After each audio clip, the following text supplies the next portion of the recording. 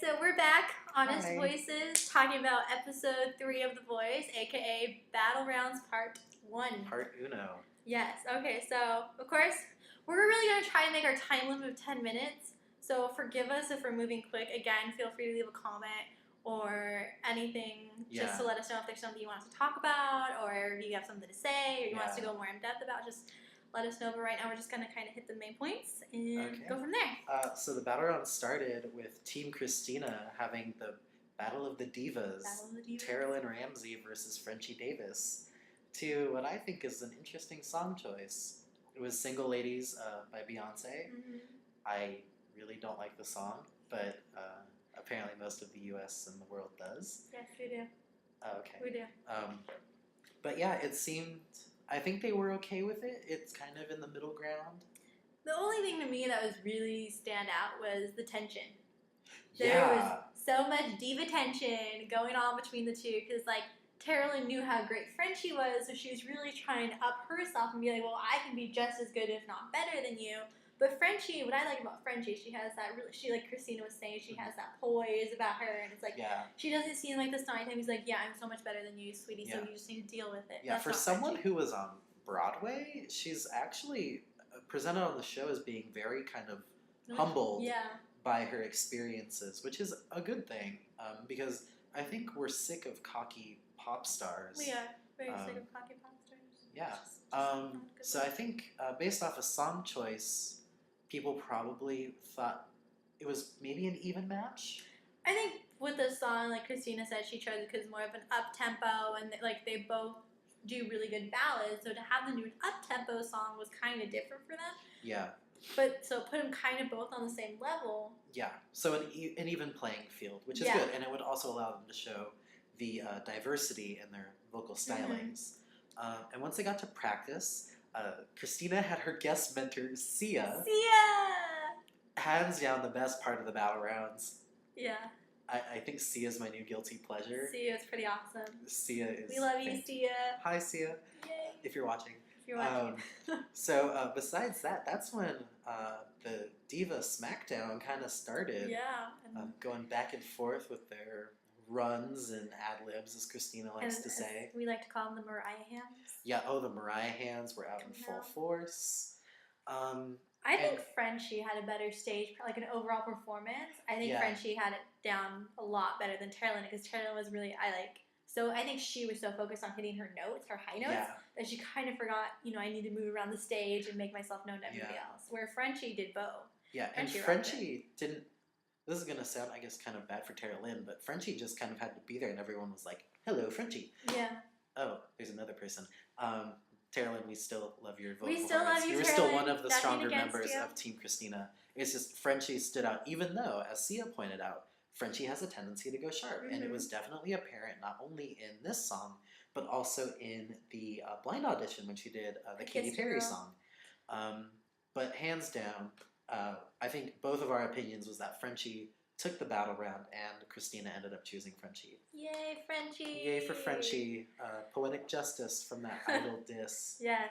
And never give up on your dreams, people. That is Frenchie's message, and it is so working for her. And then we move on to Team Blake, who had Patrick Thomas versus Tyler Robinson singing Burnin' Love by Elvis. Yes. And Blake brought in Reba McEntire as his advisor, and I think that was a really good choice. Yeah, for sure. Hands down, Reba's one of the most successful country artists of all time.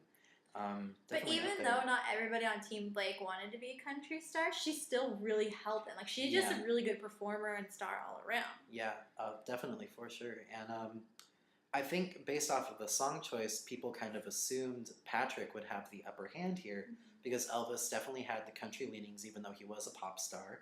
And so country, Patrick seems to have the upper hand. But I personally thought in practice, Tyler was the better of the two singers. See, my only issue with Tyler is I agree with Blake in that he needed to be really selective about his runs and hitting the high notes and how long he can hold them and where he's going to take it. Because if you just go off, you do a solo and you just keep going and going and going, people are going to be like, okay, we get it. You can hit the high note, but just stop, please. So that was my only thing with Tyler. I just had a little issue with that, and I felt like he was really. I felt like because Patrick did have more of the upper hand with the song choice, that Tyler felt like he really needed to prove himself, and by doing that, it kind of hindered him into over-trying. Yeah. I still personally thought Tyler should have won that battle. I still love you, Tyler. I really do. I think you're really good. Yeah. But unfortunately, Blake chose stupidly and went with Patrick Thomas. That's my humble opinion. Again, this show is all about opinions, just ours, does not reflect NBC. The judges are just anybody else but us.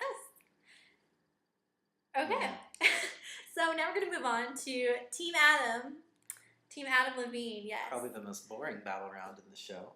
Who put Tim Mahoney, the king of almost, against Casey Weston, and they sang Leather and Lace. Which is a duet between Stevie Nicks of Fleetwood Mac and Don Henley of the Eagles. So, definitely an interesting pairing, for sure. Oh, yeah. I think Tim went in thinking he had the upper hand because he actually knew the song, as he made very apparent. In my opinion, he kind of threw Casey under the bus because Adam Levine brought in, as his advisor, Adam Blackstone, who is Maroon 5's musical director. I think that's a really good choice because he kind of knows what, obviously Maroon 5 is big. They have a really good career. I think Tim Mahoney kind of threw Casey Weston under the bus when they started working with both Adams. I would like to say Adam squared. Because he was like, Adam Blackstone asked, "Oh, do you know this song?" And Tim Mahoney goes, "I do. I'm really familiar with it, but she's not so much." Yeah, that was kind of... Not cool, Tim Mahoney. Yeah, not cool at all. But Casey actually sounded better on the song in practice, in rehearsal with Adam Squared, and in the actual battle round. I think we both preferred Casey on the song. The song was really, because Casey Weston, if you guys haven't heard her, she does sound like Stevie Nicks. And if you don't know who Stevie Nicks is, please go look her up, and so you can have that kind of comparison. But she does have that Stevie voice, so I think that was a little unfair, just because that song was pretty much tailor-made for her voice. Yeah. But it's also hard to do Stevie, because you just can't trump Stevie Nicks, you can't trump Stevie Nicks, especially on Landslide. You can try and do it, but... But anyways, after the battle round, I think the coaches were pretty evenly matched. CeeLo was really digging on Tim Mahoney, and I think a few other coaches said they preferred Casey on the track. But Casey ended up being selected by Adam to move on into the live shows. So kudos, Casey Weston. Casey Weston. And then we ended the show with Team CeeLo with Nikki Dawson. Oh, the best battle of the night, hands by down. far. Against Vicky Martinez doing Pink's Effin' Perfect. I think it was a perfect choice for Vicky, for sure. Pink's kind of pop rock edge definitely suited Vicky more. I think it was really good because Nikki Dawson more of the pop singer, and Vicky Martinez is much more that pop, rock, and roll type thing. So I agree where you say that it was a good choice for Vicky. But I think Nikki did really well in holding her own and being like, you know what, I can fight and I can sing this song just as well. If you don't remember, Nikki was one of those people who was given a very short time slot in the second blind audition episode. She was the one who did Teenage Dream. But girl held her own in the live show. She did really, really well. Watching them both is so much fun because, as CeeLo says, Vicky Martinez has that war dance she does. Yes, the war dance. Her pounding, and it's just like you can't help but like smile because you're like you know how much she wants this and how passionate she is. But watching Nikki Dawson was really entertaining too because she puts on a good show. Yeah, Nikki put on a hell of a good performance in that. So like Blake said, CeeLo is probably going to extremely regret this later because they were both really strong singers. But it would probably come as no surprise to anyone that CeeLo went with Vicky. Yay, Vicky! Yay, Vicky! You're one of our favorites. Woohoo! Woo! Yeah. And that leads to the end. Oh, we forgot to mention CeeLo's guest mentor, Monica. Yes. Who's a big R&B star. Started back when we were young. We were kids. Yeah.